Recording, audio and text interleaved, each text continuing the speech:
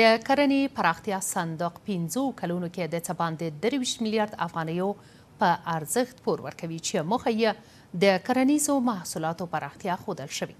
دا صندوق وایي چې دا پیسې به د هېواد د کرنیزو محصولاتو په صنعتي کولو او د رس په معیار برابرولو کې مثبت رول ولوبوي. د ادارې مسؤلین زیاتوي چې ټولو هغو راستنو شویو ته به هم پور ورکړي چې کولی شي د کرنیزو محصولاتو په ځنځیري ارزښتونو کې کار وکړي.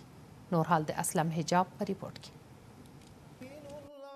د افغانستان د کرنیزو محصولاتو د پراختیا صندوق او د کډوالو چارو وزارت ترمنځ د هغو راستنو شویو هیوادوالو ته د پور د ورکړې هوکړه لیک لاسلیک شو چې د کرنیزو محصولاتو د ځنځیروي ارزښتونو په لوړولو کې تجربه لري او په نورو هیوادونو کې کار کړی وي او غواړي دې برخه کې پانګونه وکړي.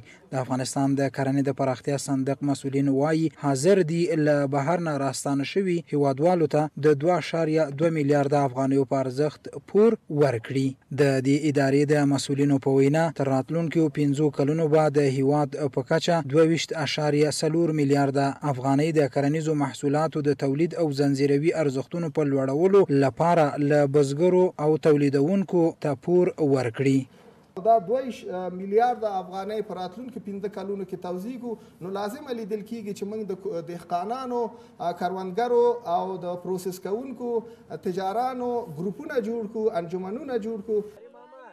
د افغانستان د کډوالو او بیرته راستنیدونکو وزارت وایي د نړۍ په مختلفو هیوادونو کې د کرنیزو محصولاتو په بیلابیلو برخو کې افغانانو کار کړی او په افغانستان کې د فعالیت کولو لیوالتیا ولري. دوی به د کرنیز انکشاف صندوق ته د پور د ترلاسه کولو لپاره معرفي کړي. افغانستان یو کرنیز هیواد دی. کرنیز تشبث، کرنیز کاروبار، تشویق او حمایه دا یو اساس دی چې د افغانستان اسلامي جمهوریت دولت ملاتړ کوي، حمایه کوي. د کرنې او مالدارۍ وزارت مسؤلین وایي چې په تیره یوه لسیزه کې د افغانستان د کرنیز انکشاف صندوق لخوا نه څه باندې 14 میلیارد افغانۍ پور بزګرو ته ورکړل شوی او نږدې 21% محصولات هم زیات شوي دي. بیشتر از 9000 دهقان از این قرضا به طور مستقیم مستفید میشن.